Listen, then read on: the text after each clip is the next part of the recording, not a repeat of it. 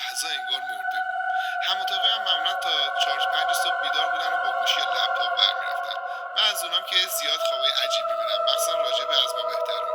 اون شب نمیدونم چرا یه خواب سنگین دیدم. تو همون خوابگاه بودم ولی یه چیزی، یه موجودی انگار نمیذاش از اتاق بیام بیرون. حس خفگی داشتم. یه دفعه از خواب پریدم. ساعت حدوداً 3:30، شاید هم 4 بود.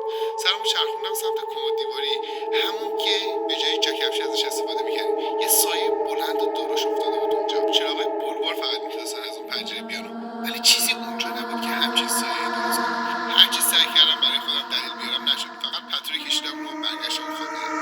حدود 10 دقیقه بعد صدای اذان اومد. وقتی اذان تموم شد بلند شدم که برم آشپزخونه یه لیوان آب بخورم.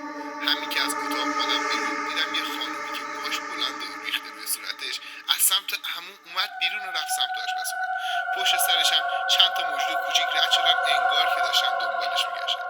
صاف برگشتم توی تختم بدون که یک کلمه به کسی بگم. دوباره خوابیدم تا اینکه یه شب 2 تا از بچه‌ها دقیقاً همون چیز رو توی خواب دیده بودن که